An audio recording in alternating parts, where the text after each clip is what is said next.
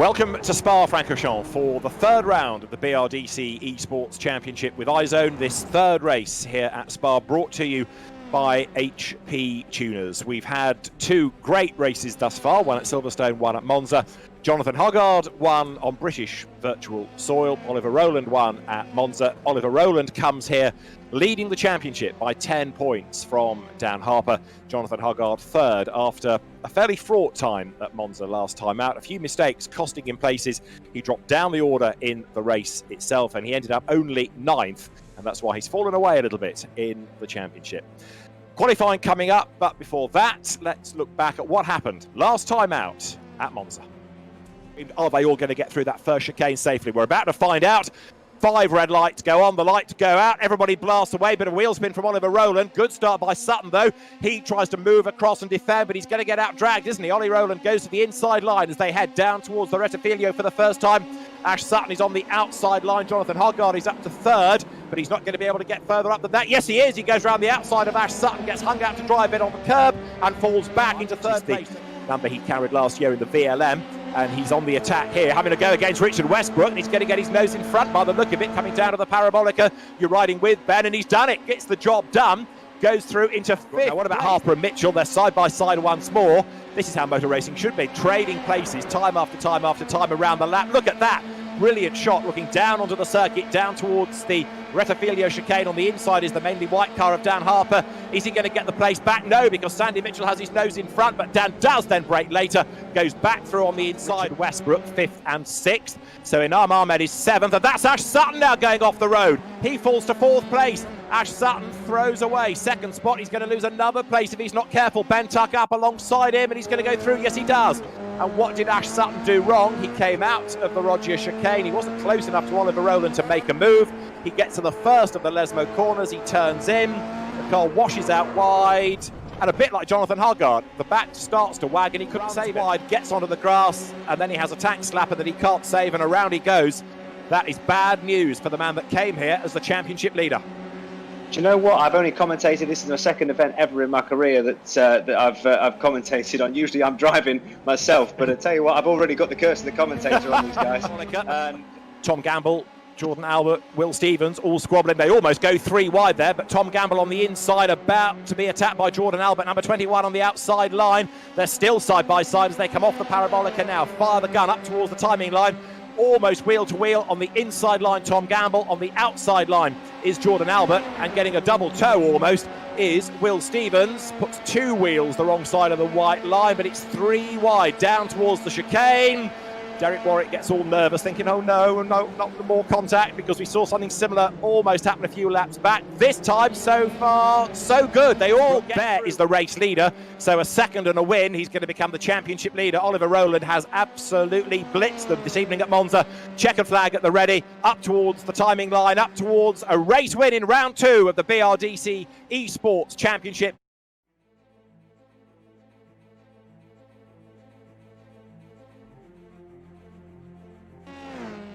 Monza and Formula 3 cars, a great slipstreaming mix, and you can do the same at Spa. Certainly the run up through Radion towards Les Combes has always been a section of the circuit where year after year, be it in British Formula 3 or the FIA Formula 3 European Championship, we have seen great racing because of getting a toe and then making a move running up the hill towards Les Combes. So expect more of the same, more great racing this evening. Spa is a fabulous lap. Who better to talk us around a flying lap of the Belgian circuit than double Spa 24 Hours winner Steve Soper. Hi, you're riding with Steve Soper in a Dallara F3 car at the fantastic circuit Spa. We pass the Formula 1 pits on your right and we come down to a slow first gear corner, which you need to be patient, and you need an early throttle opening for the maximum drive down the hill past the old pits. This is quite a fast bit of the circuit. We're up to 6th gear and we're into Eau Rouge. For me, Eau Rouge is one of the most demanding corners there is in anywhere in the world. But in this F3 car, it's absolutely flat out in 6th gear. No lift, no curbs, no panic. Up a long straight, slighting, grading all the way up, maximum 240 k's. Right-hander, 4th gear, left-hander, 4th gear. Right-hander, 4th gear. You can lose a lot of curb on the exit and you don't lose time. Down the hill into a long, slow second gear corner called Brussels. You've got to wait a long time, but eventually you get on the throttle, down the hill, very fast, fourth gear corner. I think it should be flat, but whenever I'm flat, I'm slower. It's better with a lift. Down into Pouron, sixth gear. Again, I think it should be flat. It's a double apex corner, but it seems to be quicker with a small lift for me. Next, we come to a range of corners. It's a fourth gear, right-hander, followed by a left-hander, followed by another fourth gear. Again, I seem to lose time here in the F3 to all the quick guys. I don't know why. I've tried and tried and tried, but I can't get it right. Another slight right-hander onto this twisty bit up towards Bladgermore. All of this is very quick. In most cars, it's flat apart from one corner, which we're coming up to now. Most cars, this corner is not flat. In an F3, 6 gear flat. Again, you don't even need to take a line. Past where the old bus stop used to be, coming into the new chicane. This chicane is not a favourite. It's first gear, it's slow, you need to wait, you need to be patient. I don't like it. That is one lap with me, Steve Soper, at my favourite circuit, Spa.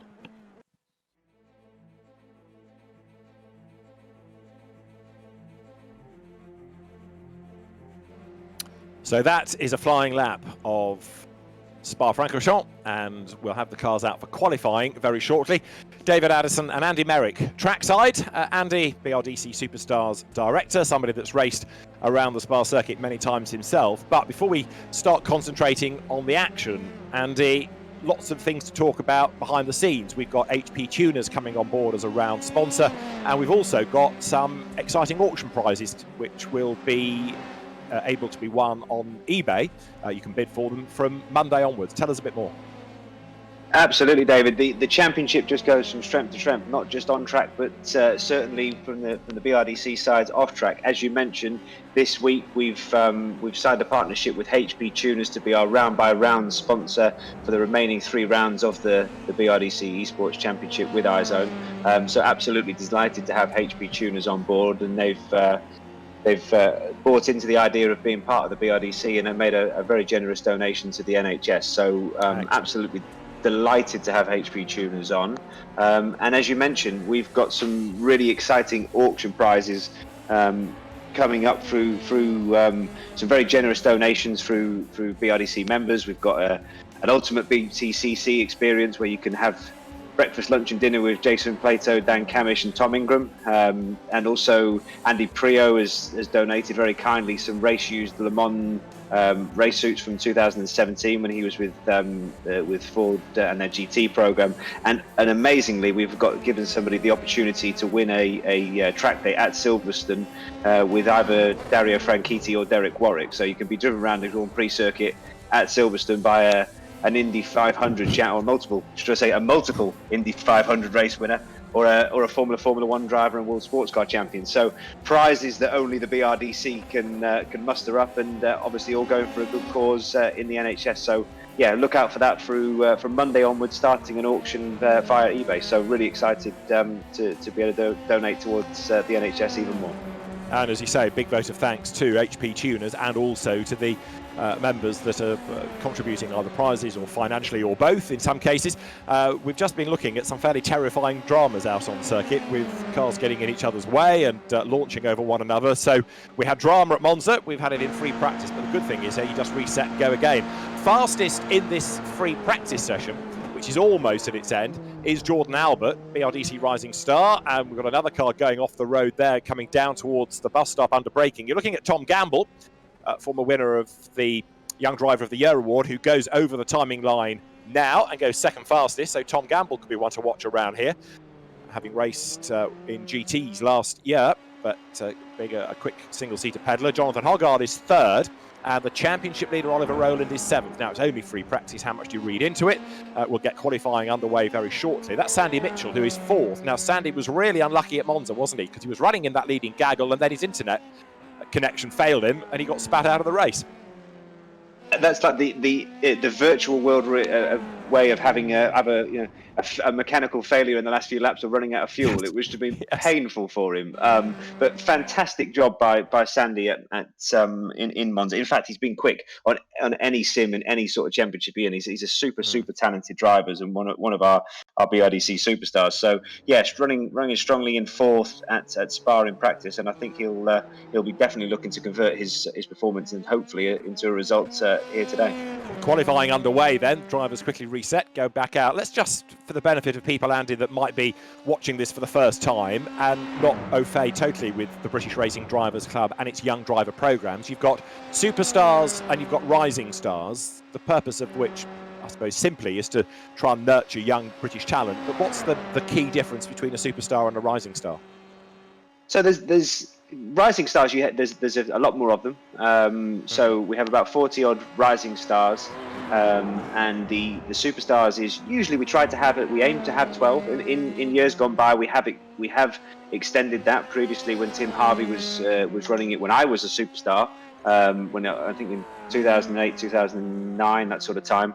And since I've been on it, again, we try to, as director, we try to ideally keep the number at 12, but it's so difficult to get to that 12 number. We have such an amount of talent within the UK, but especially within the BRDC. Occasionally we have 12 or 13, possibly even 14 in special circumstances. But those superstars just receive that next level of guidance and mentoring from myself, but also a lot of other members within the club, and it's just a bit more bespoke from the club. But I have to stress that everybody within any of the young driver programs within the BRDC benefits from the wealth of knowledge that the club brings. So it is a club by every definition of the term, and there's a huge amount of benefits that all the drivers get, regardless of what level they're at. Yeah, it's not just financial, is it? There's advice, whether it's in driver coaching or how to deal with the media or sponsorship. There are all these extra facets to it. Absolutely, and I think when you look at the superstars, what's really interesting for me when I work with them is they're all, by definition, superstars. They're all talented. They're all there because they're good, but they all need ways to improve. But they all need different things, and that's why we try to make the BRDC Superstars program very bespoke. So each and every individual, they get that mentoring from ourselves, but we actually give them an individual developmental budget so they can improve on their already talented self that they are, and hopefully go on to achieve their goals and ambitions of whatever that might be in whatever element of the sport that they're currently competing in. Sure. Now, you mentioned rising stars. Now, there are so many of them that we can't accommodate all of them in every round. So there are 3 rising stars that are selected for each round of the BRDC ESports Championship with iZone. And Tom Canning is one of them for the purposes of today. Ayrton Simmons is another, both of whom are already showing good pace on their free practice laps. And it's going to be interesting to see how they get on, because the best placed of the rising stars will then be put into the final round of the championship. But the way that Ben Tuck went at Monza, I should mention that Louis Foster, by the way, is the 3rd of them, but I'm struggling to find Louis on the timing screen at the moment. But Ben Tuck at Monza was outstanding, finished 5th in the race, so he's raised the bar to a pretty high level already. Absolutely incredible. The simple notion of being able to come into this championship, as Ben did, not at short notice, but for one-off, not getting to drive the Formula 3 car as often, and to know your competitors and perform as he did, was absolutely phenomenal. He was mixing wheel to wheel with the likes of the Ash Suttons, the Richard Westbrooks, the Enam Ahmeds, right at the sharp end of the grid. And I have to say, I was incredibly impressed by Ben. But almost not surprised. I've seen him around the Nürburgring and on the Nordschleife, and he is super fast in anything he drives there. And as I said in last week's broadcast, if you can drive quickly there, you can drive quickly anywhere. Absolutely right. So there's only a 10-minute qualifying session that we get here, and hopefully we'll start to see flying lap times offered up at the end of this lap now. Jordan Albert goes through. Alex Brundle has gone by. Alex did a 2:11.28. Jordan Albert 2 minutes 10.59. Johnny Adam 2:11 lap as well. Now Seb Morris has a fair amount of Spa experience, be it from single seaters or GT cars. He was, when I started that sentence, second. He's down to third because Jonathan Hoggard has just gone to the top on a 2 minutes 10. Now Jonathan, after his travails at Monza, Andy, has a point to prove really this evening, doesn't he? Yeah, obviously, Jonathan had a troubled Monza at one stage. He looked on for another strong result as he obviously had the win at Silverstone. But that off-par performance, or should we say off-par result for sure, has dropped him to third in the championship. So he's absolutely within a fight of this championship. But he'll need to score some strong points tonight against such strong opposition. Indeed so. Richard Westbrook, that we saw at Monza, is back for another crack. Richard, although we think of him as a Porsche and after that Corvette and Ford GT specialist, he was Austrian Formula 3 champion many moons ago in his first career, if you like, before he had a spell away from the sport and came back. But Richard drove well at Monza. He's had an accident early on in free practice, but fingers crossed he'll go well in the race. And also, just to mention, we've got another from the British Touring Car Championship with us tonight, and that is Adam Morgan. Recently became a dad. There's a lot of it about, Andy, isn't there? Adam is having a very rare single-seater outing in virtual terms, at least. So it's going to be interesting to see how the Morganator gets on. And you're riding with him, in fact, now in the Carlu Triple R Cataclean Mac Tools liveried car, reflecting the livery which will adorn his Mercedes-Benz A-Class British Touring Car Championship race once that season kicks off in August. Absolutely great to have Adam on tonight's race. I mean, for a couple of reasons. British touring car drivers are always good value to have in. To see the difference between how well they can adapt to a single seater, but also in terms of getting their elbows out and having a good race, you can always rely on a British touring car driver. But for me, I'm really interested to have Adam in for another reason, that the sleep deprivation that he must be going through, having been a recent new dad, as I am. I know he struggles. So he's almost doing the final stint of a 24-hour race when he's doing it tonight, because he's probably been up for the 24 hours or so with his young child. So I'm sure Adam will be super fast. He's quick in everything he drives normally. So it'd be really good to see him and have him in the championship tonight. Yeah, he was laughing about all this before the birth happened and saying, it'll all be fine because, it's all scheduled to happen in March, and then we'll be away testing, and then there's the season launch day, and then we're into the first round. It'll be fine. I'll be well away from it. And of course, circumstances have rather changed all that.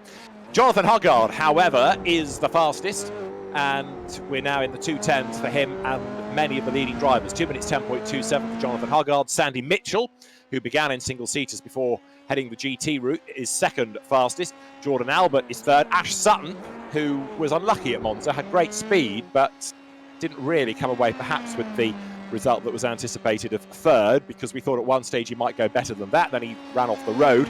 Ash is again up near the front. Enam Ahmed is fifth quickest, having won here in BRDC British Formula 3. And Ben Hanley is sixth. So another intriguing assortment of drivers up at the pointy end of the grid right now. And Jonathan Hoggard, yes, he's up there again, looking strong. Where in all of this, though, is Oliver Rowland as the championship leader? He says, scrolling down the timing screen. I was just about to ask you the same question. I just can't see him. Yet to do a time. No, he's yet to do a time. Ben Barnicoat has yet to do a time. Ollie Rowland has yet to do a time. So Gary Paffett, and also Callum Eilert, and Mark Farmer, and Jason Plato, and Dario Franchitti. Now, Jason, and you could expect this perhaps of Jason, with his priorities, did put a plaintive little cry out on the group WhatsApp a moment ago saying, can we delay the start because I need the loo, or words to that effect. So he's got an excuse, but I'm not quite sure where Ollie Rowland has gone. Ben Barnicoat got involved in an incident in free practice, as you see a spinning, is that Jordan Albert coming out of the last corner, out of the bus stop chicane. But Oliver Rowland, if he's going to have to start at the back of the grid, that's going to be something, isn't it? Absolutely. I mean, Oliver Rowland's confidence must be through the sky at the moment. With obviously one had a fantastic result at Silverstone, his second, one at Monza, and obviously recently won in the Formula E Championship as well. So his esports credentials are absolutely through the roof. But I don't even think he would want to start at the back and try to fight his way through this grid at Spa. Slipstreaming will be a certain feature here. It's an amazing circuit, Spa. It's got its mix of medium and high speed corners, but you still get a lot of towing effect as we did at Monza. So I'm sure overtaking will be strong tonight. Another thing that we need to look out for in tonight's race will also be the number of track limit points and penalty points. Looking and judging by the practice sessions, there's certainly going to be a lot of drivers who might be exceeding track limits a bit too often. Right, okay. Well, Derek Warwick is the steward for the BRDC ESports Championship with iZone, so he will be hawk-eyed, keeping an eye to this. And so the checkered flag is out. Qualifying is at an end. No time recorded by Oliver Rowland, Gary Paffett, Mark Farmer, nor Jason Plato. So the back of the grid is going to be fascinating, never mind the front of it, where it will be Jonathan Hoggard then for pole position. Sandy Mitchell will line up second on the grid. Jordan Albert third. Ash Sutton is going to be fourth. Inam Ahmed fifth. Seb Morris will start from sixth, ahead of Billy Munger. And then Ben Hanley. Oliver Turvey is on the fifth row with Will Tregurtha, ahead of Richard Westbrook and Will Stevens. Ben Barney-Coat did get a time in. He's the man that leads the SRO GT esports series at the moment. So he's 13th on the grid, ahead of Tom Gamble. Ollie Jarvis starts next, ahead of Alex Brundle. Welcome back, Anthony Davidson. Now, Dan Harper lines up alongside him. Dan is second in the championship, but only 18th on the grid. 19th is where you find Tom Canning, and Tom Ingram, winner in the MSV Formula 3 esports series recently from Spa. He's a long way back, only 20th, but he's ahead of Charlie Eastwood, another new dad. Alongside him is Adam Christodoulou, then it's Adam Morgan and Jody Fannin. Phil Hansen and Callum Eilert come next. Callum's a long way back, ahead of Paul Rees and Dan Camish. Then it's Johnny Adam, starting 29th, with Martin Plowman next. Then rising star Ayrton Simmons ahead of Dario Franchitti, Steve Soper, and then it should be, to round out the grid, Gary Paffett ahead of Oliver Rowland. Then there will be Jason Plato, and then at the very back of the grid, Mark Farmer. So we've got one or two of what you might call the star names in unfamiliar places. But the grid is now formed, and we are looking forward to a 25-minute race. The drivers then, with the servers all reset, are ready to go. As soon as everybody is happy, then the 5 red lights will be extinguished to get round 3 of the championship underway. Good start being made by Adam Morgan. Drama in the background. We've got one in the barrier already from the very rear of the grid. But a good start by Jonathan Hoggard then. He will lead down towards La Source for the first time. Everybody swings through the corner. We've got drama though, because being turned around there, look, is number 4, Ben Barney-Coat. There is more mayhem, I'm afraid to say, which involves Anthony Davidson and others, as Jordan Albert battles his way downhill for the first time. So we know La Source is a pinch point. It's proved it yet again. And a good start by Jonathan Hoggard. So he leads as the cars power uphill for the first time. But this is a real slipstreaming part of the circuit. Look at the green car of Bentley boy Seb Morris in the battle pack. Then he's running, what, 5th? Alongside 42 Inam Ahmed as they dive into the braking zone. It's Hoggard versus Sutton for 3rd. Sandy Mitchell versus Jordan Albert. Inam Ahmed is 5th. 6th is Seb Morris. Billy Munger is 7th as they come out of their con for the first time. Sandy Mitchell being run up wide onto the curb. Now drop downhill into Bruxelles. On the inside is Ahmed, on the outside is Jordan Albert. That's for 3rd. Jordan goes way wide, opens the door for Seb Morris to come up and have a go as well. But Jordan fends him off. Seb runs wide and off the road, going back to Andy Merrick's point about track limits. But while they're all squabbling like this, a very good first lap thus far then for Jonathan Hoggard. He's trying to build that lead, Andy. Absolutely. It's been a feature of the 2 races we've seen so far in this championship, which is the leader. While everyone else is squabbling, the leader, if they get their head down and break that toe, they've got the opportunity to just get some clear air, just turn the laps in and hopefully have a trouble-free race. What's interesting already, just so you're aware, I've spoken to Oliver Rowland. One of the benefits of it being an esports championship, I had a quick WhatsApp conversation with him. The reason he wasn't in qualifying was he had his internet drop out. So he's back in the race and surely looking to make some progress from the back of the grid. Indeed, he's already up into 18th place, so he's charging. He's helped in as much as we've got Will Stevens, Oliver Jarvis, Tom Ingram, Adam Morgan, Paul Rees and Mark Farmer all in the pits already, having been caught out in the dramas. And Ash Sutton goes off the road now, coming down to the bus stop. Ash Sutton gets it wrong, bounces into the wall, ends up upside down. So as he tries to sort himself out, Seb Morris has gone off the road, and there's more mayhem now as number 55 gets clipped sideways as well, heading up towards the completion of the opening lap. So drama, that was Will Tregurtha, who was another late arrival to the entry because Andy Prio couldn't take part. So Will has come back to have another crack at this, but oh so nearly finding himself in strife. Dan Harper is a long way back as well, incidentally, having come into this segment in the championship. And yet more mayhem at La Source. Two-wheeled Dallara Formula 3 cars now. I fear that championship steward Derek Warwick could be in for a long night now. Oliver Turvey was one of those involved. I think Adam Christodoulou may well have been another. Oliver Rowland, though, is up into 15th place and charging his way forward.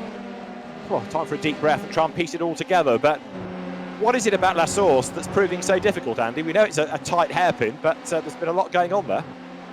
Well, it's not that difficult. It's just I think you put a few too many egos going into a slow corner. I mean, as you say, Derek Warwick is probably going to be running out of ink in his biro tonight after the time he's written out all these penalties. We haven't seen as many crashes in the previous two races, and certainly a few of these drivers are having some big incidents. So it's normally they say at Spa, well, I'm used to in racing in GT3 that you win the 24-hour race by just keeping out of trouble. But to be honest with you, it looks like you could win a 20-odd minute BRDC ESports Championship race here just by staying out of trouble, because these guys are going hammer and tong. Absolutely right. You get points if you finish in the top 10. Rephrase that. If you finish, you'll get points on this evidence, because we've lost quite a few already, and this is, of course, only the second lap of the race. Now, 24 goes through, which is Alex Brundle. And currently he's involved in a big scrap with, amongst others, Ben Hanley. Jonathan Hargaard is the race leader, and he's doing his best to try and build that gap yet further over Inam Ahmed, who's worked his way into second place. Jordan Albert third. Billy Munger going well. In fact, he did do well, didn't he, to get a good result, good podium finish here in Formula 3 a few years back. And more drama there. That is Tom Gamble, who arrives upside down, loses wheels as he comes into view. That was through Blanchimont, which is a very high-speed part of the circuit. So let's try and piece the replay together of what happened there. But Tom Gamble, I'm afraid, is another casualty. This is his view. Who did he tangle with? Let's try and work that one out. Suddenly he gets turned around into the barrier, and over he goes. That is, whether it's virtual or real world racing, not where you want to have an accident. No, Blanchimont is one of those corners that if you have a crash there, it's always going to hurt. And Tom was, he was one of those drivers that had a lot of the incident points through the practice session. Not sure if that was his fault, to be fair, though. But Blanchimont was one of those. It's have a crash there. Usually it's an early bath, that place. So Tom Gamble, therefore, is going to be another non-finisher from this race. You're looking at the battle for second place. Side by side, 21 is Jordan Albert. The yellow and blue car is Inam Ahmed, number 42. And it was Jordan ahead, and he stays ahead going into Le Combe. He got his nose in front at the last timing point. Behind them, you'll see in the background Billy Munger. Richard Westbrook is fifth. Callum Islet sixth. He's worked his way up the grid quite nicely, hasn't he now? Callum Islet's gained 20 places out of all of this. Charlie Eastwood is seventh, having gained 14. Eighth is Alex Brundle. He's gained 8 places. Tom Canning is ninth. He's gained 10 places. And Oliver Rowland is in the points, having now picked off 25 places. Yes, 25 from where he started, now that the internet's working once again. And now that he's into the top 10, the championship leader should be able to make further progress. Oliver Rowland, there you see him, number 44, turning down now through Pouan. And he's charging, trying to fend off that little battle pack behind. But at the same time, go after Tom Canning ahead of him. Sandy Mitchell is on his tail, but I think Oliver will break away and be able to latch onto the back of Tom Canning before long. Do you know what? There's a lot of inactive racing drivers at the moment, including myself, who apart from racing on esports, we're not doing too much. And I'm just sitting here looking at and thinking of business opportunities. And one thing I wish I could buy is the Dallara esports parts franchise, because you'd have just made yourself a very wealthy man from tonight's damage that we're having.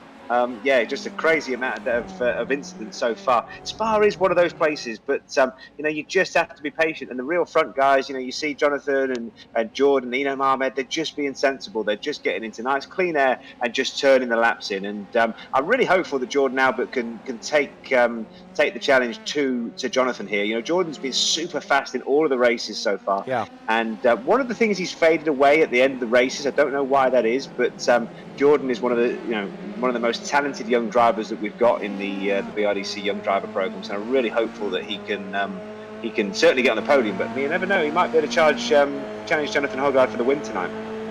Yeah, fifth first time out, 12th at Monza, so as you rightly say, he's faded away a little bit towards the end of races. Now, Tom Canning has lost his place, but he's fighting back. Oliver Rowland here up into 9th, but Tom Canning gets the toe, he's in the draft. Oliver Rowland is getting a toe off Alex Brundle, but Tom Canning goes for the inside line, heading up towards Les Combes, as Oliver Rowland lines up the inside line against Alex Brundle. Neither of them benefit out of all of that. Ahead of Brundle is the Islet Eastwood battle.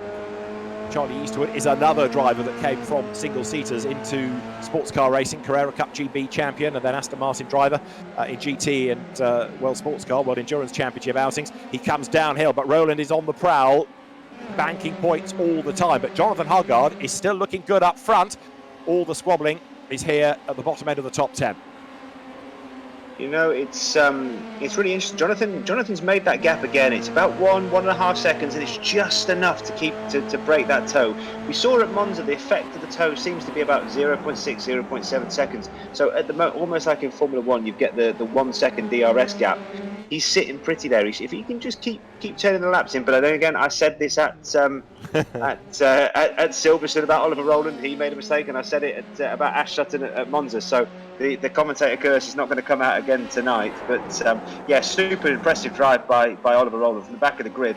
Yes, he's benefited from a lot of our drivers falling off, but he's showing all of his experience. And the championships are won, not necessarily on the good days, but how you limit the bad days. So he's definitely doing a super job. Yeah, one of those in strife, you've just seen the replay, Callum Islet having gone off at the Piff Path, and also Dan Harper, second in the championship. He got wiped out on that first lap of the race, so bad news for him in the championship. He got into trouble rather than steering clear of it.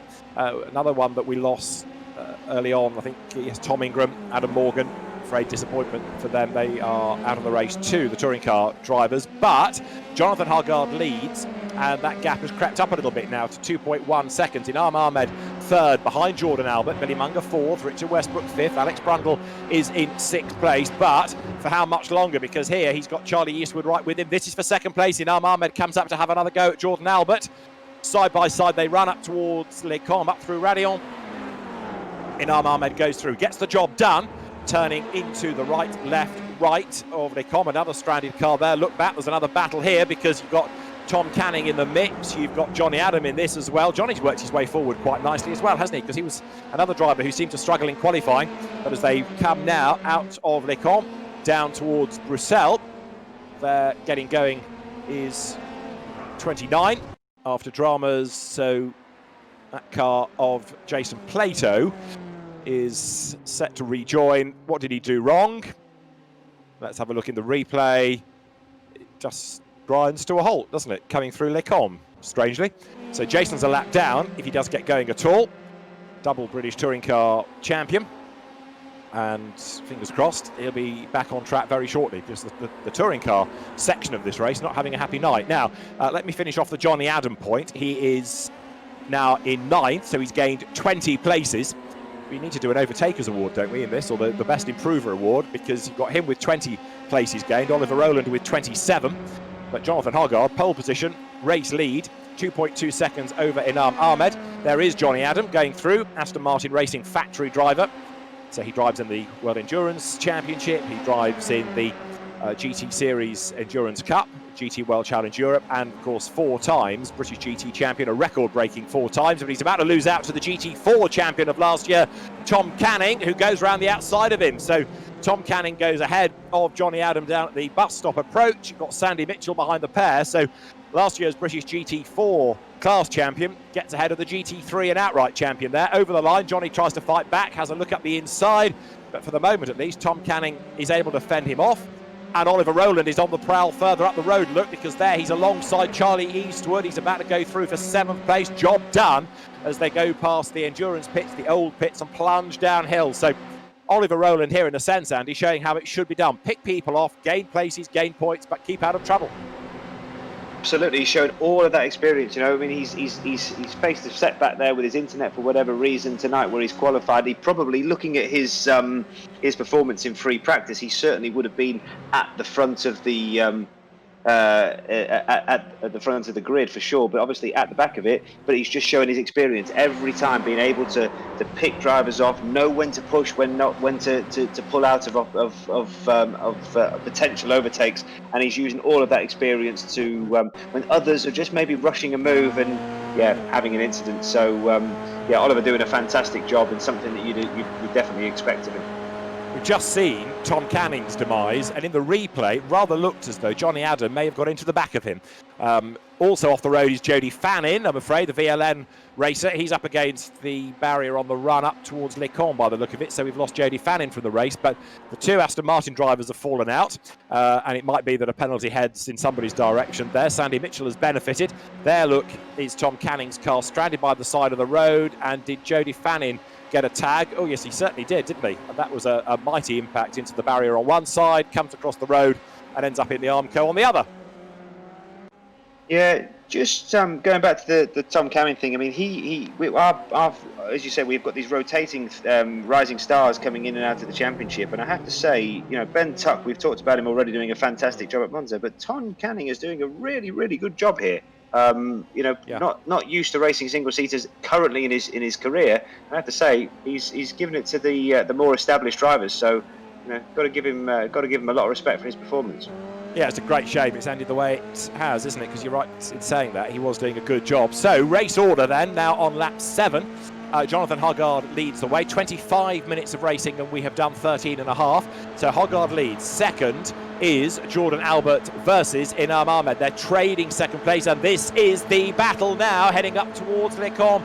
You're on board with Inam Ahmed, who gets the toe going up Radillon. He goes to the inside line, makes the move. He's ahead. If Jordan Albert's really savvy, he'll try and get back in the toe and see whether he can just get a bit more speed before they get to the corner. But Inam Ahmed covers it off. Jordan is there in third place then. Behind them in fourth is Billy Munger, and then you've got Richard Westbrook fifth. But look here, Alex Brundle has just lost out to Oliver Rowland, who is up into sixth position. 29 places gained by Oliver Rowland, and he's working his way further forward. Championship points are going to be fascinating post-race as well, especially with Dan Harper not even doing a lap here. But Rowland, he's caught them, he's passed them, and already, look, he's pulling away from the Alex Brundle, Charlie Eastwood battle behind him. I've watched throughout the week. I've watched a few of the practice sessions that the guys have been competing in, and I have to say Oliver Rowland has been right at the sharp end throughout those. So no surprise that he's as quick as he is. But I have to say the way he's climbed up the order is simply incredible. And obviously now his next target is Richard Westbrook. But I tell you, he'll be a difficult driver to get past. Oliver might have a tenth or two in terms of performance over Westy, but. Westy's a wily old fox, and definitely a driver that's going to go toe-to-toe with you at any opportunity. So, this will be really exciting to see what happens there. Hold on to your hats then. Right, here we go then, side by side. Charlie Eastwood tries to defend. He's got the inside line here going through Blanchimont. Alex Brundle there goes around the outside and they touch. Brundle spins, Eastwood gets damage. That's Charlie's race, I would have thought. Pretty much snookered with the damage on that front right corner. Alex Brundle, after the spin, carries on. So two more drivers tangle with one another. Richard Westbrook goes by, returning to his single-seater roots in a sense, and he's closing on Billy Munger now to try to have a go at him, and he's just narrowed that gap by just under 0.2 of a second. So it's game on for fourth place here. Richard Westbrook comes out of La Source, heads down the hill once again. In the meantime, of course, Jonathan Hoggard is escaping up the road, and he's helped by the battle that's been going on behind him between Inam Ahmed, who's back into second place, and Jordan Albert third, except switch all that around because Jordan's up on the prowl. He's on the outside line of Inam here as they come up towards Le Camp once again. Jordan Albert on the outside line, got the toe, gets second place. Ideally, though, you want to be the overtaker on the last lap, and therefore the guy behind doesn't have another chance at drafting past you on the next lap of the race. You've got to try and time that to perfection. But Richard Westbrook in fifth certainly is closing on Billy Munger there as they come now down to Bruxelles. That is the demise of Charlie Eastwood. So add him to the long list of retirements from tonight's race. The Aston Martin racer from Sports Cars is no more as far as round 3 of the BRDC ESports Championship with iZone is concerned. This third round at Spa brought to you by HP Tuners. And right now, Inam Ahmed is again trying to line up to have a go at Jordan Albert. We're on to lap number 8, and we've got just under 10 minutes of the race to go.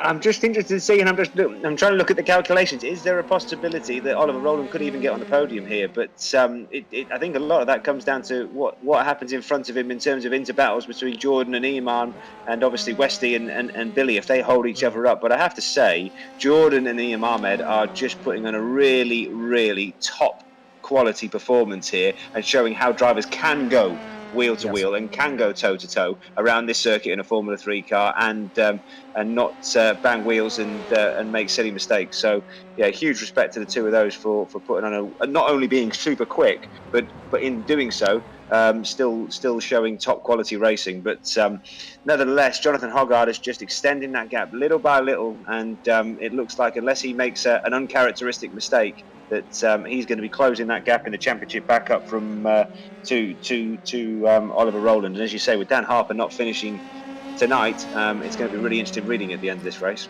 That point you make about these two, Jordan Albert and Enam Ahmed, and the quality of the racing, how much of that is down to not just their own ability, but their knowledge of a sim and how that works and how to get the best out of it? Because some of the people we've seen in Strife are less experienced on a sim, aren't they?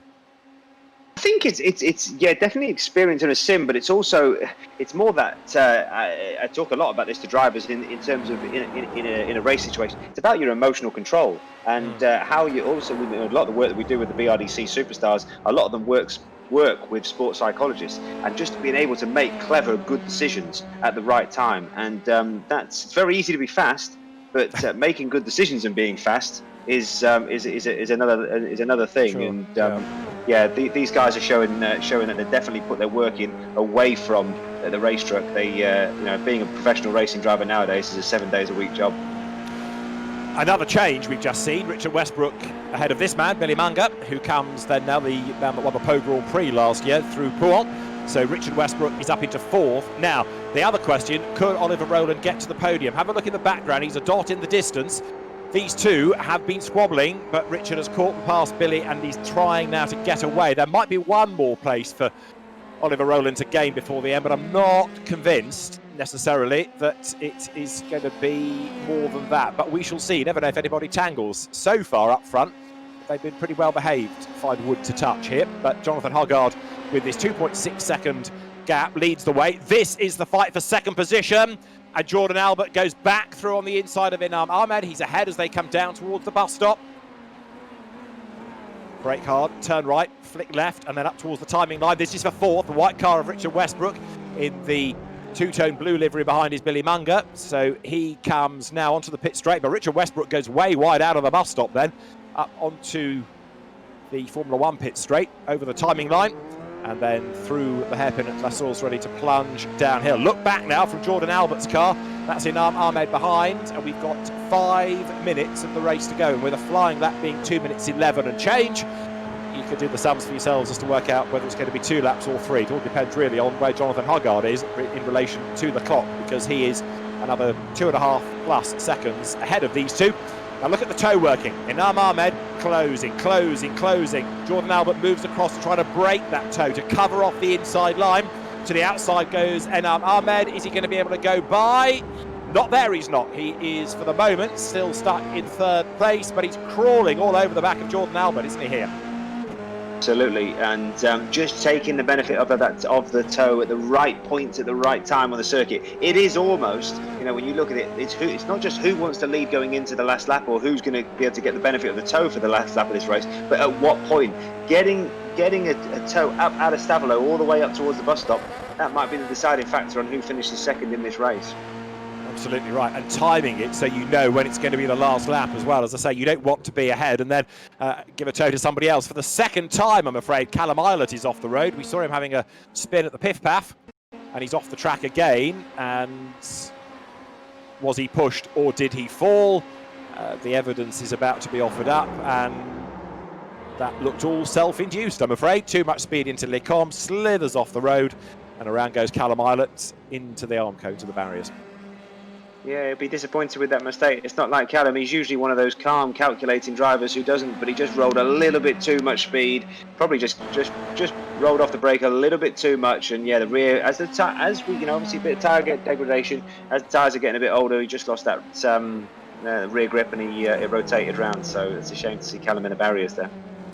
So Jordan Albert back into second place coming into the bus stop, doing a really, really good job here. Yes, he and Enam Ahmed are losing touch with the leader. There he is, Jonathan Hoggard, who comes down towards La Source. But still, this great scrap going on for second and third places, and it's got another couple of laps at least. I think we're going to have this lap and one more looking at the clock. So as they come down past the endurance pits, the old familiar Uniroyal Tower, and then towards Eau Rouge itself, Enam Ahmed now lining up to have another go to try to get himself onto the tail of Jordan Albert, which he does. Makes the move early though, doesn't he? He dives out of the draft quite early on rather than staying in the slipstream until the last moment. So he's got the work done. Enam Ahmed slots back in behind him and then will try to make a move. We had this years ago between Max Verstappen and Esteban Ocon in FIA Formula 3. Jordan up the curb, Enam Ahmed staves him off and they get a touch, not quite.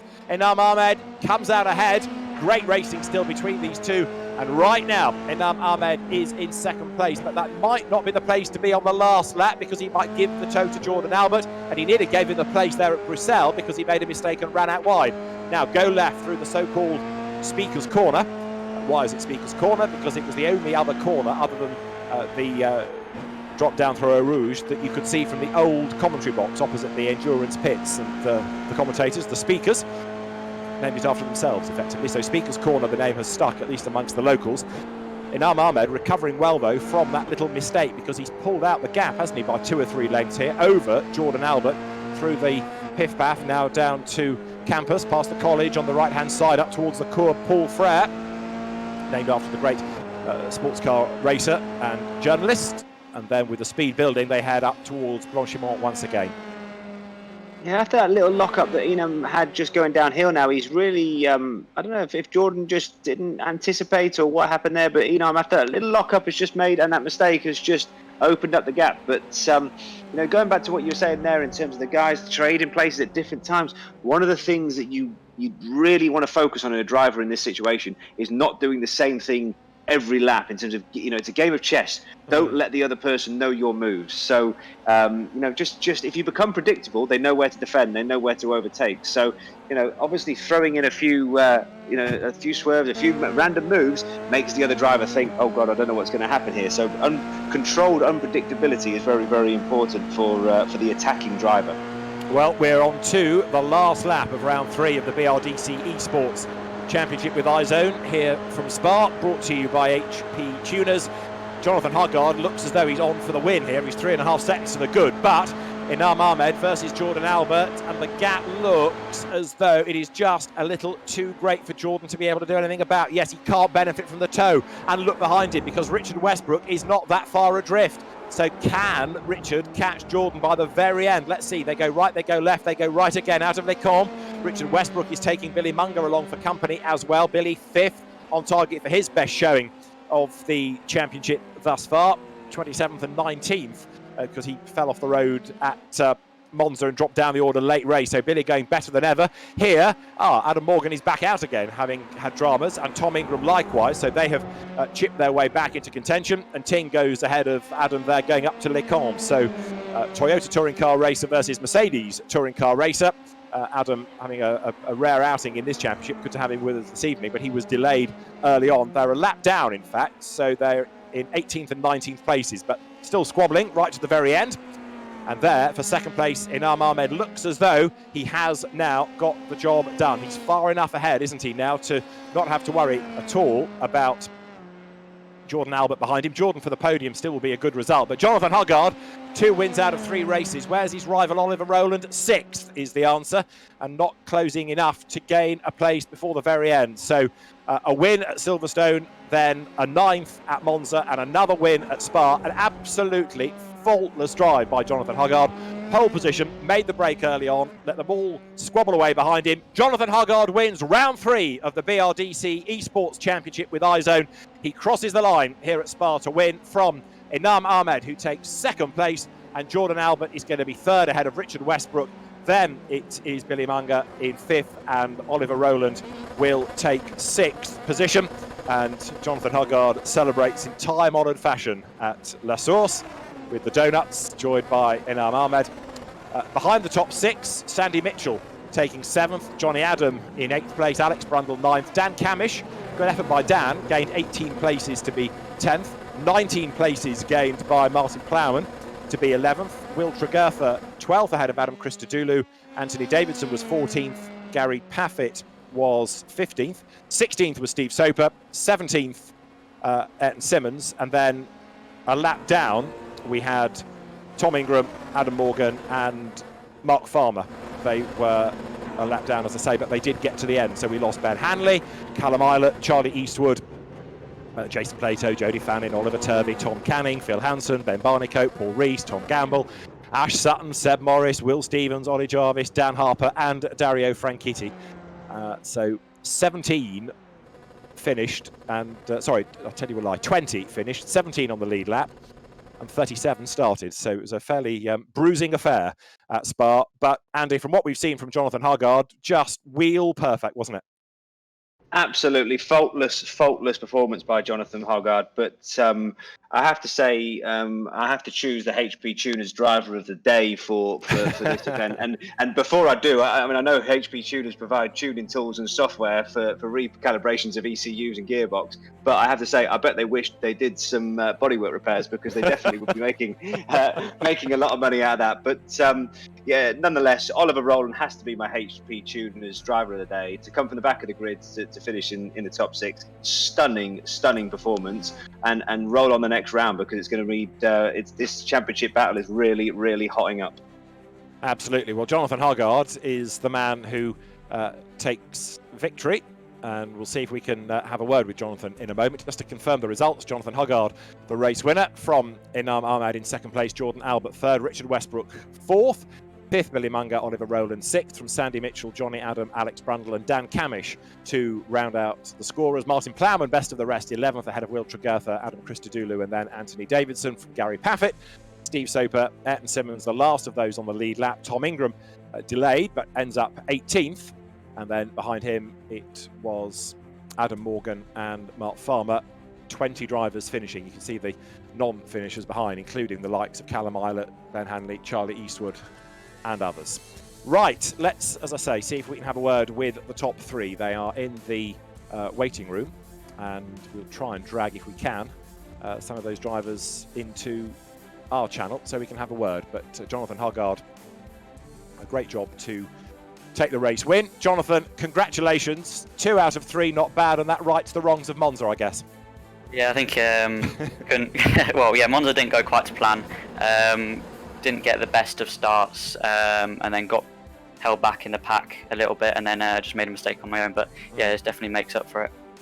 It looked quite easy. I mean, there was all sorts of squabbling going on around you that you were probably unaware of, but key to it, I suppose, was the start from pole position, key to which was a good qualifying run. Yeah, I got a good, well, to be honest, I think I was a bit concerned about qualifying, because I don't think you really want to be the guy in the lead going into up Eau Rouge and down that straight, because it's so easy to lose first place into the midfield. But I managed to get away with it and then pull a gap just enough to get out of the slipstream. And after that, tell us about the race, because you didn't really have to do very much defending. You were able to just concentrate, it seemed, on your race, do what you wanted and build that gap.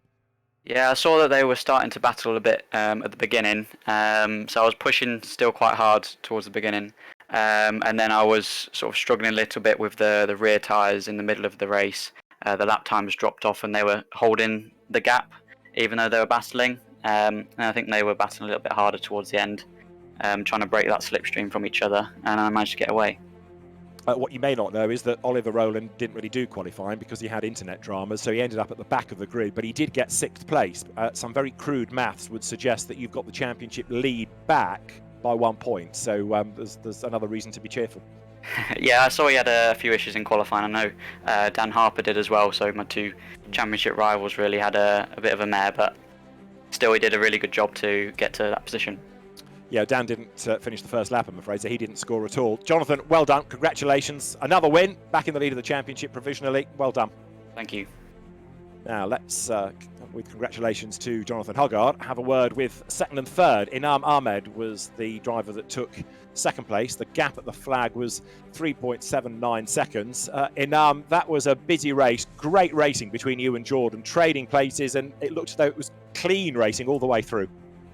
that's the fun thing about Spa is that you have 2 long straights. So even if you lose out in the middle sector, you can get the toe back in the lot going to the bus stop. And then that's a nice thing about sim racing. Like when we do it well, it's so fun. Like it's like we were just, and it was no matter how hard I try, I couldn't bloody drop him in the middle sector. I was trying so hard at every lap. I was trying so hard. Only at the end, maybe he might have decked his tires more than me. Only in the end, I managed to drop him in the middle sector, but it was hard. And it was hard race. It was nice. It was good. Good points again. Like my ambition for this championship is to learn how to score points, because I lost 2018. I lost a lot of points in 2018 FI F3 because I was shunting a lot, during the season. So it's something that I'm learning here now. So I really enjoyed it. How much in that race that we've just had were you keeping an eye not just on Jordan but on the clock, thinking I don't want to be ahead of him or directly ahead of him on that last lap for fear of giving him a tow? If I'm going to make a break, I need to do it round about now. Were you conscious of the time left in the race? Yeah, well, I was conscious that, to be honest, I was going to wait till the last lap on the straight to do him. But I decided we started racing each other harder and harder every lap. So I decided to just do it and then try and pull away. And then I didn't manage to do that. So. Well, it was a great result, second place in well done. Congratulations on that. And let's have a word with the driver that finished in third place, if we can. Jordan Albert's best finish of the season. Also, to be fair to Inam, his best finish of the season. But Jordan Albert taking third spot. Jordan, great drive and your best finish of the season, and a really hard fight with Enam all the way through that race. Yeah, thank you, David. So, I'm pleased with that one. It was, I tried working with Enam as much as I could. Unfortunately, Jonathan was just too quick. He was really putting in good laps. So as hard as me and Enam, we were working, it wasn't quite enough. So, but, happy with P3. I was able to practice a bit more for this round, as you can tell. So, really glad with how it went, actually. We've been saying in the course of the previous races that you've been going really well for the first, 4/5, and then just towards the end, for whatever reason, you've dropped away. Question 1 is why, and question 2 is what have you changed so that tonight the pace was there all the way through? Yeah, so like I said, I've really just had a bit more time practicing, launching the championship with the BRDC alongside Andy, for the first couple of rounds was, quite full on. Yes. Getting everyone together. So most of the setup work is done now. So I've just been practicing more. I've done race runs, so I've been able to maintain a better pace for longer, and I'm also qualifying runs. So I just feel a bit more robust when I'm going into the races now. That would probably be the reason. But no, incredibly proud of what the championship has become. Started with such a small idea and for an amazing cause. And looking forward to the next 3. Absolutely. Jordan, well done this evening. Congratulations, and thanks to you for all your help in getting the championship off the ground. Congratulations. Thanks very much. Thank you, guys. I'm going to spray some champagne in the garden, I think. Sounds a good idea. It's either virtual champagne or virtual Belgian beer. Either one will do. Jordan, well done. Jonathan Hargaard then, our race winner. Andy Merrick, a few final thoughts. We've had another very lively race, but put the carnage to one side, we've also seen some really good performances by those top 3 drivers.